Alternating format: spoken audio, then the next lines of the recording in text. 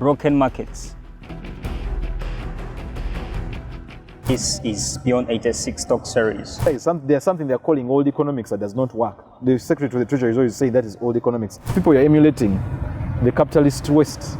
They are giving subsidies. Why don't they consider subsidies during moments like the previous 2 years, where we had a total economic collapse with the inception of COVID-19? You see, ideally, subsidies make sense. It depends on how you channel them. Beyond 86 is a transition, and we shall be looking into matters regarding crime, administration, corruption, and a lot more. I'm Ivan Tivenkana, and this is Beyond 86.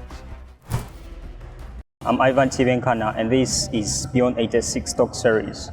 We shall be looking into a couple of issues, but strictly today, we are analyzing what it really means for a growing population in Uganda, and then the instability regarding the demand for the different services, the supply chain fluctuating, and then the different perpetual and new market players in the economy.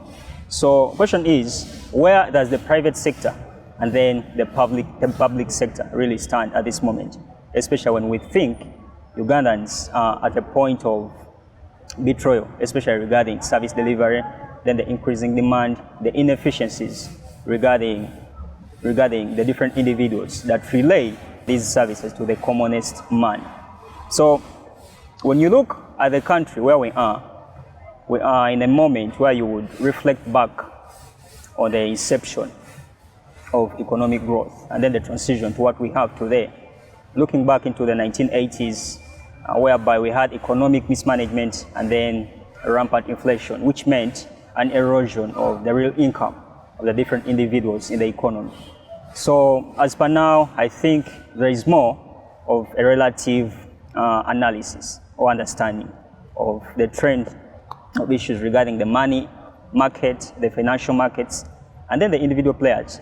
So to understand these issues, to talk one-on-one with an experienced young mind, he's a commercial lawyer called Louis N. Kizito.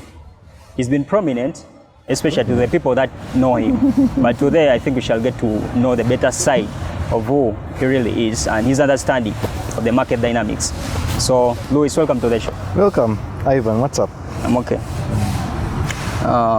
Today, we shall be looking into matters regarding the changes in the market, financial market, the money markets, and then what trend we are taking as a country.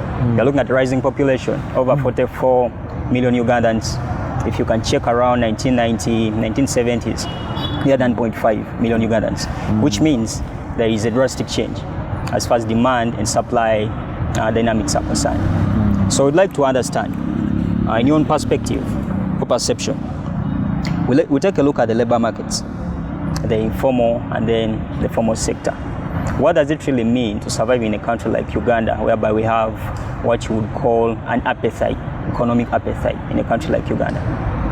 It doesn't matter whether you're land or not, at least.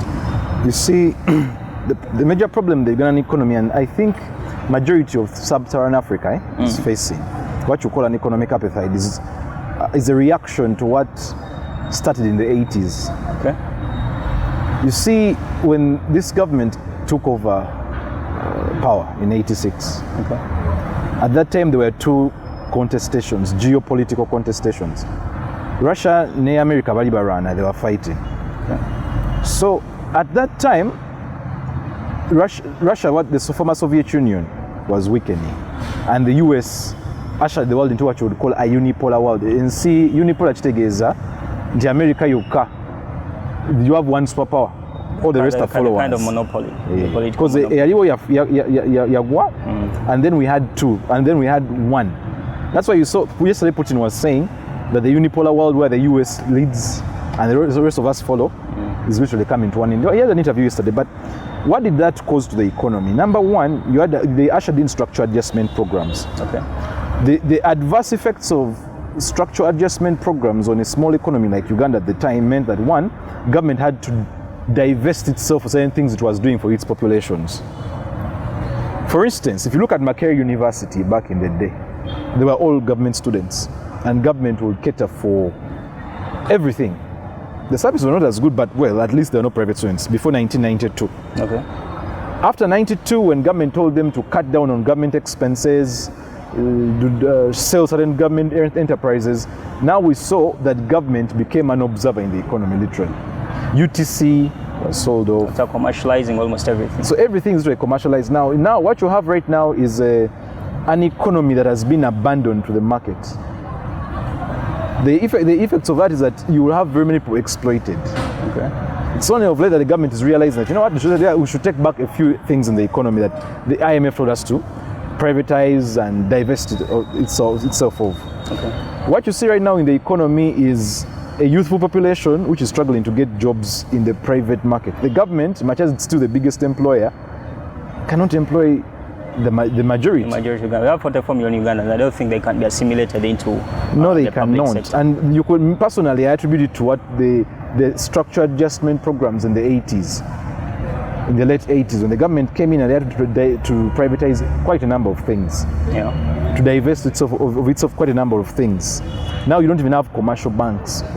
One of the consequences, if you're an economy like Uganda and you don't have commercial banks, local commercial banks, domestic, it means everyone who is coming in your economy is just going to take the money that is there and then move out, and then take it out. That's why you see of late very many people who are by the employed. Very few people are privileged to have contracts, employment contracts. Of the people in Uganda who are even in the formal employment, most people are privileged to have contracts. Most people are just dual-carry workers, if I can use that expression. Even the casual workers, they're the ones you think that could have contracts, are doing something akin to apprenticeship. So the economy was largely sorted in the 80s, and I think the government is trying to discover its role in the economy, what it can do. Every time you tell them, now we need subsidies, they're like, that is all the economy that does not work. But really, your neighbors and even the people you're emulating, the capitalist West, they are giving subsidies. Why don't they consider subsidies during moments like the previous 2 years, where we had a total economic collapse with the inception of COVID-19? You see, ideally, subsidies make sense. It depends on how you channel them. The reason why they did not consider them is because of three reasons. Number one, subsidies mean that you have to cut down on some of the expenditures. Some of the things you give to your some of the things you spend as government, you have to cut down on them. They're not willing to do that? And I don't think they're willing to cut down on the You look at the budget. You can imagine the world is in a recession. The World Bank actually, recession means, it's something called GDP in economics. Once that GDP does not weakens 2 times for 2 quarters of a year, a quarter has, I think, 3 months. Yeah, three months. Yeah, a quarter has 3 months. So if every 3 months your quarter is getting negatives, and you have 2 negatives in 2 quarters of a year, that's a recession. And the World Bank is actually now telling the world and the IMF that, you know what, there is a risk of a recession. But even despite all those global dynamics, the government is budgeting as though we're in times as normal. So the reason why they don't want to, in my view, I think they don't want to consider subsidies. Number one, they believe they don't want to cut down on the expenditures of government. They still want to have the military as the biggest spender. They still want to have parliament having all the money it gets, state house, classified expenditures. So that's one. Number two, I think the resource envelope of government is also shrinking. Once you look at how much money their URA collects, it's not as much. And it doesn't reduce, at least in real terms, it doesn't increase. Much as you're having at a certain point you look at double taxation and then excessive taxation as well, much as we have that, but then they're not yielding the exact result that they want. That's the problem. At the end of the day, if you're having a government who doesn't want to cut down on expenditures, and doesn't want to, and has no capacity to increase the taxes, but it just has to aggressively tax the population. It will, when it looks in itself, it will realize that, you know what, it will just tell the population that economics does not work. But yet, your neighbors are subsidizing fuel, they're subsidizing certain consumer goods, but those are the dynamics. So how do you think the exorbitant budgets and then the mismanagement of the economic structure, we are looking at a falling of the financial institutions? You talk about the different MDAs that have been brought about by government. The ministries are increasing. and then the departments plus the agencies, they mean increase in expenditure. How tenable can it be in the long run, especially with the government and then the local population demanding service delivery? In the very long run, if government does not cut down on its expenditures and maybe find ways of increasing taxes, it's going to go into debt. And you're already feeling the effects of that. Number one, I was reading a report, I think the other week, 2 weeks ago, that was authored by, I think, the Shadow Minister of Finance, Mwanga Chivumbi, and he was saying that even the 78 something trillion debt that their government is citing is just half that figure. So they're not telling the whole story. That if you add something called contingent liabilities, know that these debt, there are these individuals, some people who are privileged in this country, who say we're going to go to the financial markets out there or foreign banks, we borrow and then government guarantees the loan. Yes. That contingent debt. There are many people who have that privilege. Not everyone gets that privilege, but there are quite a number. So if you look at that liability of that, for instance, if you look at the guarantee that they gave this lady of the war, that's just one example. So if you add such contingent liabilities, it totals, Mwanga Chivumbi news report was saying it totals to 160 trillion. So the effect of that is that you're going to go into debt, and the more you go into debt, you of course even what you want to spend on, even when it's political expenditures and patronage, the money won't be there for that, because the creditors want their money. If you don't pay them, and of late now we're having more money, you are borrowing from Bank of Uganda. The government goes and buys and borrows through treasury bills and bonds. Okay. Now that is short-term debt. Last year they called upon people who had lent government money through treasury bonds to come for a rescheduling, like for what you would call to have a conversation with government on how to renegotiate that debt, so that maybe they make the debt have the terms are renegotiated, okay, so that they don't pay instantly. Maybe they pay, but they called a few people who had invested in treasury bonds. So those are some of the effects if you don't cut down on expenses and if the taxation revenues are not increasing. The result will be more debt, and then even the services you would have delivered to the people, the population that is ever increasing, you will not deliver them. We are looking at a market that can be sustained by a few individuals in the private sector, especially when you talk about the names that have the financial capacity to invest, and that can't be basically the informal sector. Okay. Does it really mean more of a suicide, especially for the people that in the informal sector doing these usual businesses, kiosk holders in downtown Kampala, and then the people working, having garages that import a few products that are utilities to the automotive industry, for instance? The problem with the informal workforce that is out of the formal employment is, number one, the kind of work they do is you only eat what you make, that they don't have time to save and invest in certain things. And so if the economy is doing badly the way it is and the government is not subsidizing fuel, for instance, you're going to have what you call cost-push inflation. And cost-push inflation arises out of if a basic commodity like fuel increases, everyone else will say, okay, fuel is up now, let me also increase whatever I'm selling. If I'm selling matoke in the downtown, I'll be like, I'm transporting it from Masaka or Mbarara. Which means the purchasing power has to fall for the different individuals. Of course, the purchasing power has to fall.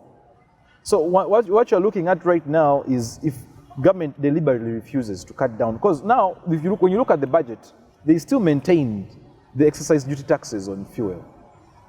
So I think it's 1,300 shillings per litre. It was even increased during COVID, interestingly.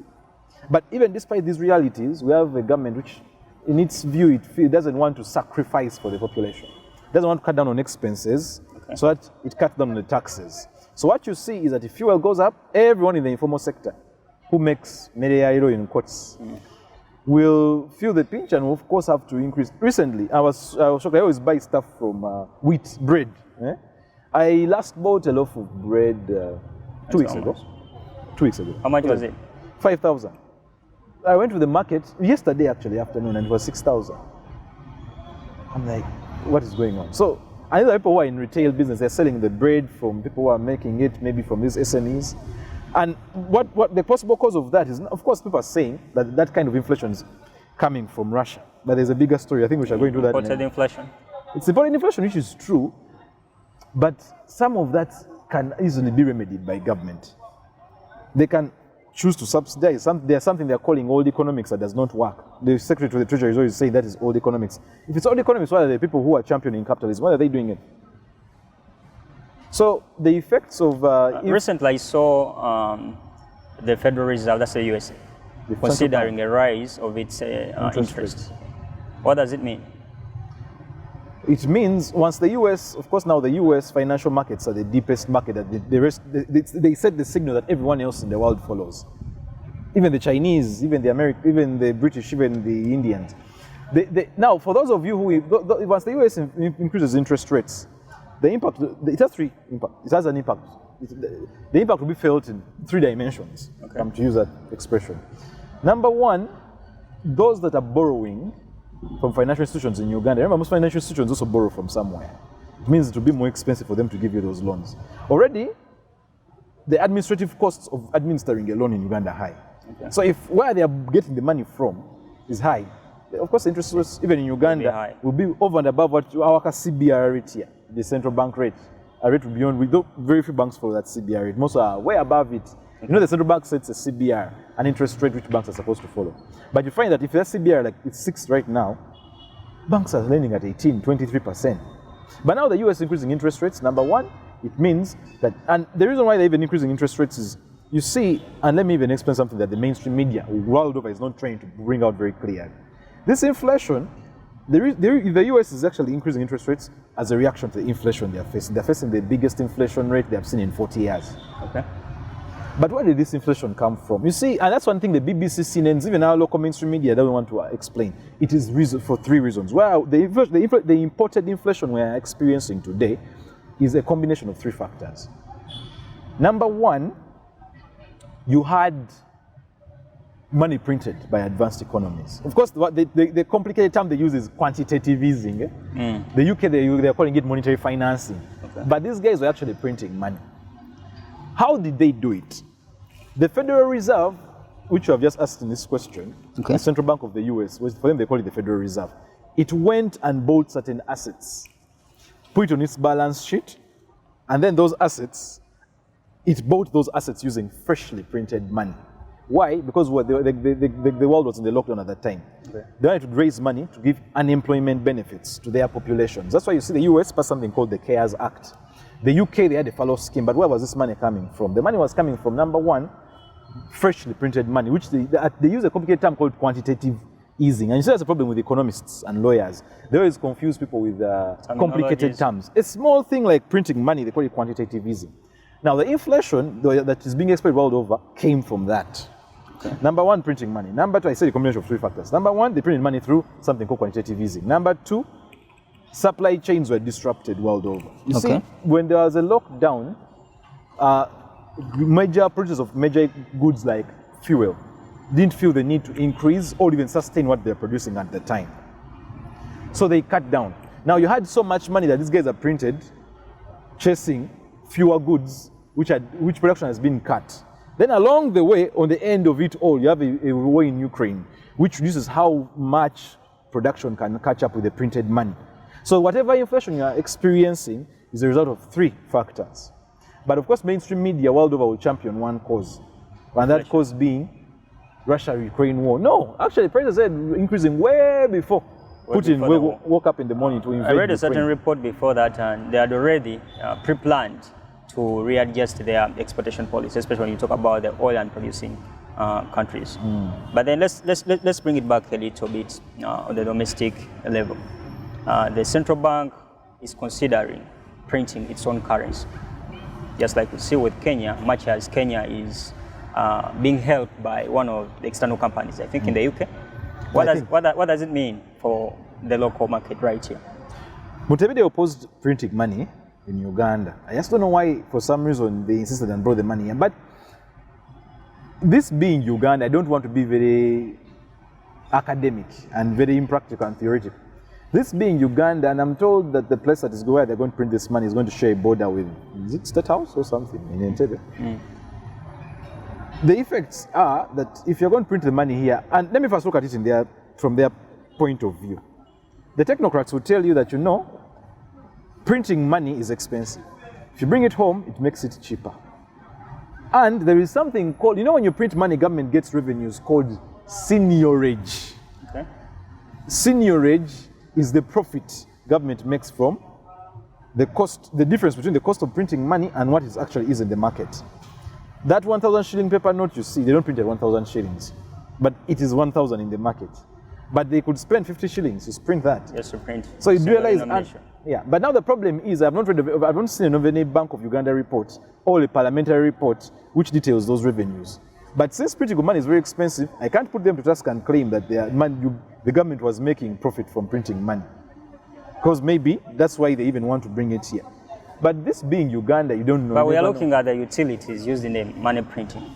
You're looking at refining the different products, linen, and then the cotton whatsoever, and then the ink itself, all are import utilities. And then when it comes to the coin money, same story. Okay, you see, I think in their view, by printing money from Uganda, they want, number one, but very few African countries even do it. Most of our African neighbors do it from France or the UK or Germany. Because first we used to do it from Germany.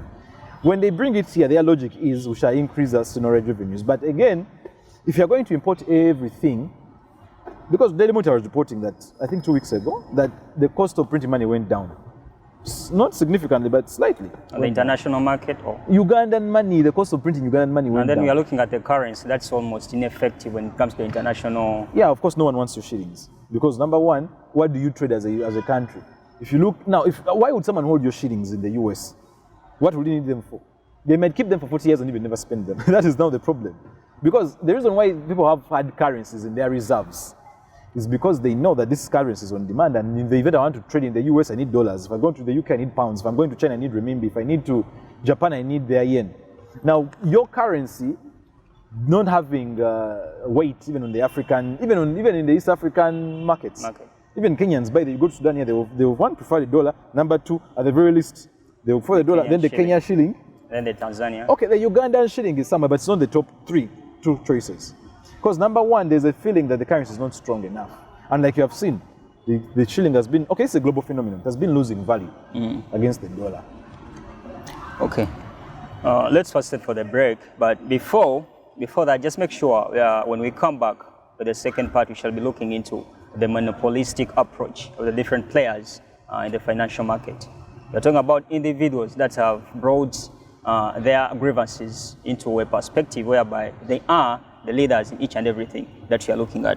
Most importantly, when you look at the different concessions regarding the different market players, talk about the energy sector, we have the Uganda Electricity Transmission Company, UEDCL, and then the broker, Umeme, ESCOM, likewise. So where does the monopoly leave this country? We shall be back looking into coffee. We had the deals before, and then the coffee market. Where does it really stand? And the mineral industry. We've got gold and then the AGR. So when we come back, that's what we shall be looking at. But first, the break. Yes, hello.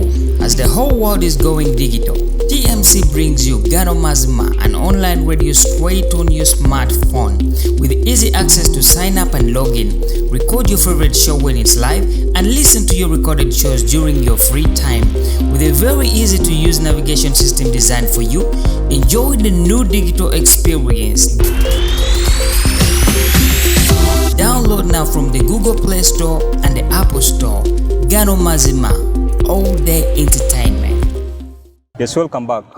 Now we are looking into the participation of the private sector as well as the public sector, especially in a period where we are looking at a rise in the population, which means a general increase in the demand for the services provided in this country.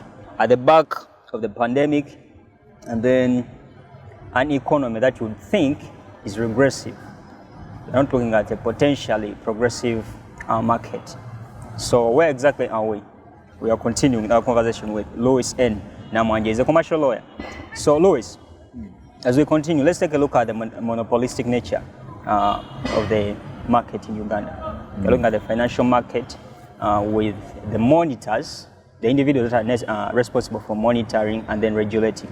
You can look at the Uganda Securities Exchange, and then you can look at the different party players.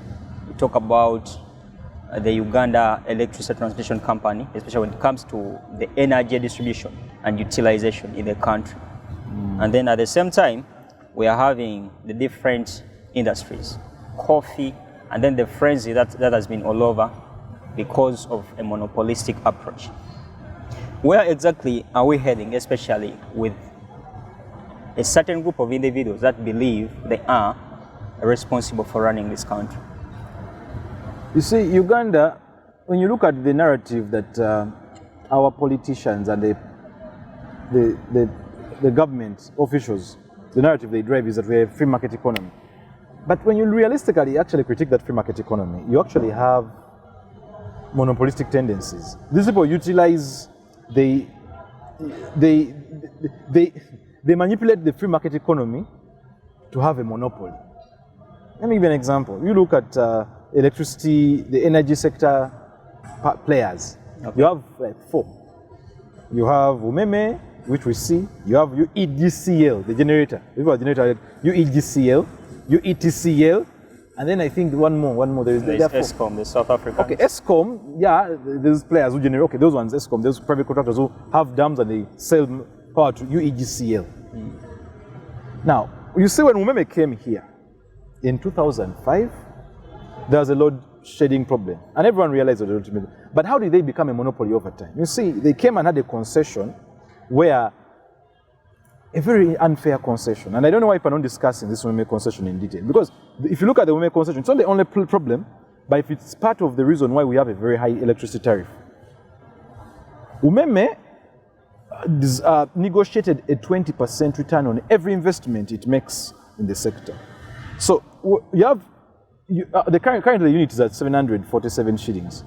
A return on investment irrespective of the market dynamics. If Umeme just chose to sit down and do nothing, it will go home with 60 billion shillings without even distributing any electricity, because that's the concession, the contract they have with government, which concession is under renewal 2025, because the Minister of Finance was saying they're going to renew it for 2025. Now they're in renewal stage. Okay. But what is the problem? And why do they consider them an unfair monopoly? They came, they negotiated a concession, which concession states that in the tariff structure, that, for instance, a unit of electricity that is approved by a regulator, Electricity Regulatory Authority, ERA, is, so the last quarter, I don't know about the figures for this quarter, it was 747 shillings. In that tariff, there are 3 people who take a portion, a cut of it. Umeme is a distributor. It takes 33%, but 33%, you have to remove the 20% return on investment. So Umeme takes 20% plus 11% of that tariff. You go down to the chain. ERA itself has 0.3%. Now the law has amended to increase it to 0.7. So when you look at the tariff structure, why is it big? The generating portion takes the biggest. That is UEGCL. And if you look at the assets that Umeme actually uses, they were leased from UEDCL. That's the player I'd forgotten. UEDCL. When you look at the assets that, when they came here and they had a concession with government, a concession is a simple argument that says, we have this asset as government, we are conceding it to you, we are giving you a lease to use it. So all the assets of UEDCL, the distributor, were leased to Umeme. Umeme has a power sale agreement with UEDCL and UEGCL. So if you look at the whole electricity sector, it's, you feel like the breaking down of UEB hasn't really achieved its purpose. They broke down UEB, now you have very many players. But the players, now you have a private player who just comes and collects money, literally, and goes away. The investments they make, ERA says they verify and audit those investments, but one wonders, why would the electricity be so expensive? And then you have all these agreements and concessions that these private players have in the electricity sector that are giving them unfair returns on investment. What I'm hearing is now they're negotiating the concession to give Umeme, to reduce the return on investment of Umeme. So if they can reduce the return of investment of Umeme in their concession, because now they're going to into 2025, maybe. But Umeme is not the only problem. You have electricity. Uganda has something called deemed energy. That's our Minister of Finance budgets for it. For instance, whatever people who have invested in the generation sector, whatever power they turn out in the turbines, government pays that money, whether you use that electricity or not. When UEGCL generates that money, all those private players like Madvani, those dams that have come on board, and they sell it to UEGCL. And it is sent to what we call the load centers or the bulk centers. Bulk centers. That electricity has to be paid for, whether we, the end users, use it or not. So, and Ministry of Finance budgets for it as deemed energy. Why is it so possible for an external entity to acquire the Ugandan market, especially with players that have a reputation of so many weaknesses? Let's take a look at ESCOM, for instance. South Africa, load shedding over time, and then we are having chaos everywhere in the different states, KwaZulu-Natal, whatsoever. But then they are always coming up front to resist the operations of companies like that. But then when it comes to the Ugandan market, it's easy for these players to be appreciated. And what does that mean for? Number one, I think the reason why foreigners or foreign entities are welcomed is because I think the government prefers them. There is an unfair advantage they are given. Look at the tax benefits they have given to this power generating company. I'm forgetting the name. Recently, the parliament was actually, is it Bujagari, the proprietors of Bujagari. They don't pay corporate tax. That's a very huge advantage. So you, the local person, you're not going to compete with someone who's not paying tax at all. Literally, no capital gains, no capital gains tax, no withholding taxes, no corporate tax. Secondly, the access to capital for a local person to do business is high. Chinese, you see, the funny thing is Chinese come from wherever they come from and they get loans at zero interest to come and do business here. So whenever you see them thriving, it's because their governments come give them 0% interest on loans. They come here, do business. Now you, the Ugandans, number one, you are being bogged down by heavy taxation. Number two, even access to capital is not easy. It's really hard. Because for me, I've been structuring venture capital deals. Venture capital, this is a mode of financing for small tech startups like SafeBorder. Some people think SafeBorder is not a small company, but actually it is on the global stage. SafeBorder, there's one recently called Maisha Pay. When you look at where these guys are getting their money, they're Ugandans, but where do they get their money? And you realize even most of those companies have a white man on board, on their boards, on their governance frameworks. But they get access to capital because they have a white man in their operations.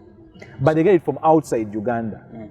So it's hard, and the reason why the Ugandans are disempowered in their own countries is because government has not helped them enough to bring down the cost of capital. It's high. Even access to capital is high. Even getting a loan from UDB is not easy if you wanted to. The requirements you need, the boxes you need to tick to get that money, there's so many. So you are disempowered from the outset. So when someone comes from South Africa, ESCOM, someone comes from China, most of these people are getting actually hugely subsidized loans, if I can call them, from their governments to do business here. Now you're being bogged down by interest and taxes. Okay.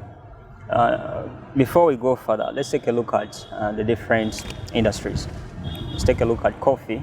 We have the different players, and then their incoming, say, sort of income, especially for the local individuals, the guys that grow the coffee from the different plantations, selling them to the different producers and whatever. We are looking at a revision of the taxes imposed on these different players from around 100,000 to 5 million as withholding tax. And then we look at Alain Goals and then the Africa Gold Refinery. We are looking at Zano mining, whereby the individuals in the informal sector doing that job are earning nothing, and then the guys at the top are moving away with a lot. So we are looking at an economy whereby static wages are in place, and then the demand for the different services is always increasing. Is there any way we can redress this? You know, there are no easy solutions to that problem. The biggest solution would be empower the population to have enough money to invest on its own, and maybe before you know it, you have a bigger middle class. The Africa Gold Refinery, you see, recently Uganda, the government, and it has been going viral on the international media that Uganda discovered, is it 13 metric tons of gold? Something, around 13 metric tons, which is, in my view, a very unrealistic number. Yeah, it's an unrealistic figure because number one, you look at URA and they're saying the revenues you got from gold are this much. Then you look to Ministry of Energy and Minerals, they're telling you, no, it's not that much. So even within government, their data is inconsistent. Why is it hard for local players to partake in the mineral business? Number one, it's capital intensive, like I told you, and the normal Ugandan will not get that money to prospect gold. Recently, I was reading a report on a certain in a certain newspaper, which was detailing that we discovered rare earth minerals in Uganda. My theory is that most of this mining may not even be done in Uganda, that it's a re-exportation of what is in Congo. Africa Gold Refinery was sanctioned by FinCEN, the American financial, they are the equivalent of Financial Intelligence Authority in Uganda. They sanctioned them for money laundering. And the reasons, according to the Americans, they feel that there could be a re-exportation of dirty, or what you call blood minerals. The minerals that are coming from conflict areas, being channeled and made clean through Uganda. So you realize that even local efforts may not be needed there. If all you're doing is gold re-exportation, why do you need to involve the larger public? And even the process of getting licenses, because gold and mining of minerals is a heavy licensed area. You need a license from Ministry of Energy to just go and start mining and prospecting minerals. And it is heavily Mubende. The kind of land evictions in Mubende are historic. Because one, the gold was discovered, or some minerals were discovered in Mubende. So the rate at which the ordinary man is losing land, and I would think discovery of minerals is even more of a curse than a blessing. In a country which has insufficient governance, you're not going to benefit from those minerals because they'll always get into the hands of a few. Most of our minerals go to UAE. Maybe Dubai, but UAE. So, and UAE now, their human rights record and they don't give a damn. So it doesn't matter whether, you're even seeing, I think Qatar is organizing a World Cup. The biggest criticism they're facing is you're using labor and not paying them sufficiently. And so if the people are getting your minerals, don't even give a damn about who you employ, how you get those minerals. And there's a big problem. Then the locals will not benefit. And if the licensing requirements for people to prospect minerals are still largely in favor of foreign people. So it's a political problem. The politicians believe, I don't know where the mindset comes from. We know we have this inferiority complex that an African cannot do certain things. It's wrong. Our education has actually trained us to think like that. And when you go, even the media in the West makes you feel that an African is a very disadvantaged person. So at the end of the day, you don't benefit money from even your own resources. As we finalize this talk, let's take a look at the monetary and then the financial, rather monetary and fiscal, and then fiscal policies of this country. Where exactly are we heading? We are looking at venture capital, like you said, that can really survive in an economy right here. And then over time, we had the Afri-Land Bank quitting the market. And then how possible is it that the Ugandan entities, local entities, can really sustain themselves in such a market? Number one, if you look at the monetary policy of Bank of Uganda, there's nothing much it can do for the ordinary person. Because the tools they have at their disposal are limited. Fiscal policy, where governments can try to raise taxes, give subsidies, they just don't want to do it. Where are we going as an economy, as a country? It's doom. Because my prediction is, by after the year 2030, the world is going to be a very unstable place to be. There are going to be very many geopolitical contestations globally. Russia, China, America, those conflicts are going to be all over the place. So as a third world, I don't want to even say we're a third world, as economies that are emerging from the global south, what benefit do we have if our governments are also not helping us? By the way, in Uganda, you're on your own. Fiscal policy won't help you. And that's why I don't even blame Bobby Wine for not doing what fiscal policy is, because what does it do for you? You look at your fiscal policy, okay, look at the taxation regime. The only people they give tax reliefs are foreign entities. I was arguing, and but then we have a tax relief when it comes to. I was looking at the Uganda Investment Authority, and then we have a provision for the local industries, the domestic entrance into the market. Doesn't it come to reality? The kind of reliefs they give under the Ghana Investment Authority are different from the ordinary person. Let me give you an example. If I have a tech startup, and I've advised very many of them in this economy. If I have a tech startup, and my intention is to raise capital and get tax reliefs, safe border, have they got them from UIA? No. Even when you apply for them, the criteria are lopsided. They are largely against you, even when you're in a sector that is employing people. You see, fiscal policy, I don't think we should even look there. Monetary policy, because Bank of Uganda, okay, let us look at monetary policy. When you look at the requirements, okay, this is not part of monetary policy, but it's in the purview of Bank of Uganda. Okay. If you look at the requirements to start a local bank, you need 25 billion. And now they're even planning to increase that threshold. Bank of Uganda is saying, no, we want to increase the minimum capital, paid up capital you need for you to start a bank. The other area is technology. So if you, now, that's why I'm telling you, see, people are doing technology things because you can easily raise money from international markets. Venture capital is available. It's hard, but you can get it.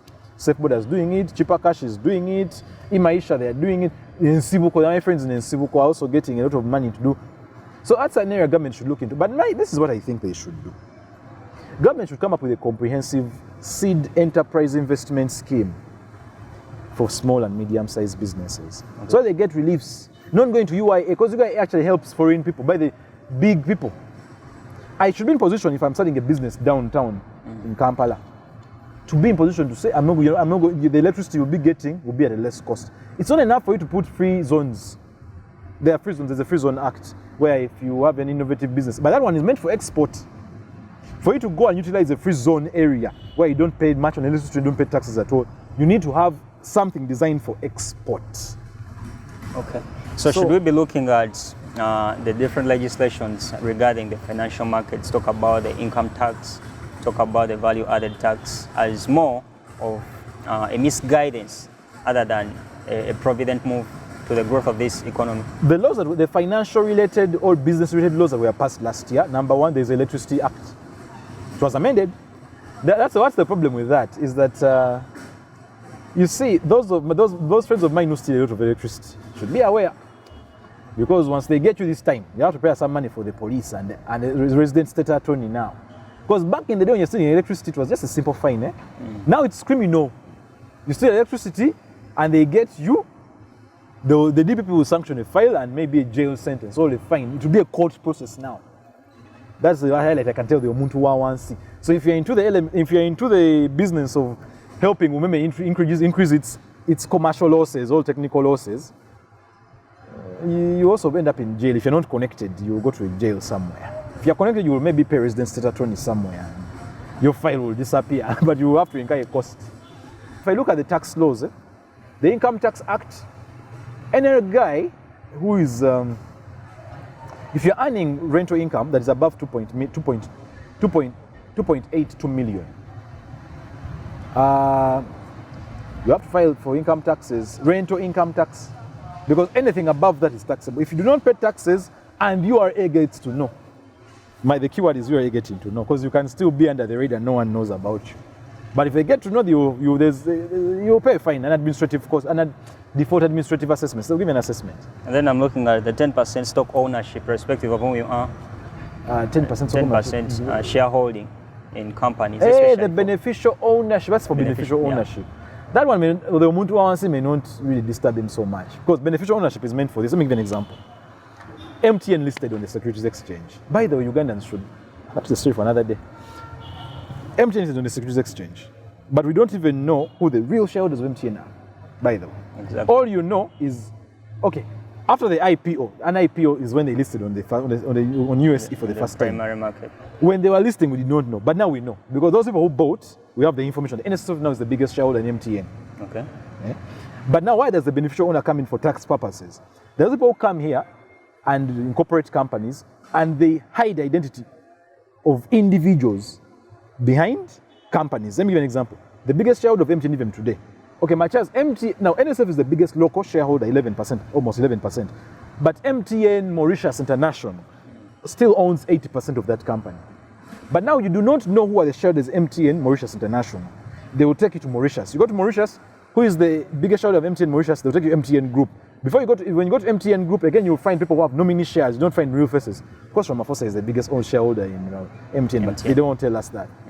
So beneficial owner comes in to help that person who is to help companies tell us those individuals who are getting dividends. Why are you hiding? Now, for instance, MTN, the dividend they're going to give to MTN Mauritius International, you don't know who it's going to. It's not going to go to MTN Mauritius International. They're individuals. So you're looking at for ghost shareholding. They're looking. It's a tax avoidance mechanism. They are trying to limit tax avoidance through hiding people's faces behind companies. So who is the beneficial owner of MTN? Okay. So the beneficial owner principle, that's how it comes in. But will it help us? Maybe to help increase in tax revenue. All right. Who knows? But you guys should know that investing is, there are very many things to invest in. Let them not invest in things they see, landy, renty. No. People can invest in other things. Go to unit trusts. There are unit trusts. There are people who are licensed by Capital Markets Authority to actually give. And you buy unit trusts, the returns are good. There are bonds. You diversify, eh? When you're investing, okay, land, the things you see, yoga business downtown, farming, but you also have to diversify. Go into these other things, things that Ugandans don't know about. Maybe we need the financial literacy more. Yeah, Ugandans need to be financially literate. Okay. So for today, we shall not be getting any further than this. I'm Ivan Tibenkana, and this is Beyond 86 Talk Series. We've been talking about the growing demand in the informal, the growing population, which means the demand over time increases. We can talk about the informal sector plus the formal sector as well. So where does the economic mismanagement in this country lead us? Those are the very many questions that we need to be addressing over time as we look at transforming the Ugandan economy. Education sectors produce so many laborers, formal laborers, but then how about the informal sector? When you bring all the things together and then the different fiscal policies, the government intervention, and then the development patterns and then plans, they pose so many questions that need answers. But for today, we shall not be getting any further than this. I'm Ivan Tibenkana. Broken markets. There's something they're calling old economics that does not work. The Secretary to the Treasury is always saying that is old economics. If it's old economics, why are the people who are championing capitalism? Why are they doing it? Boda. Yafuka, abantu comment yafuka. Nsako yaba police. Kino kyekisibidde abannayuganda mu nyumba gasiya. Batukubidde essimu olwaleero ku makya kujja ku ofiisi batuwa determination letter. A broken education system. The system needs to be changed, of course. We need to have a system that focuses more on marketing. Gambanugu. The saying is literally means that just if I know you, we just do our things that way. Broken administrations.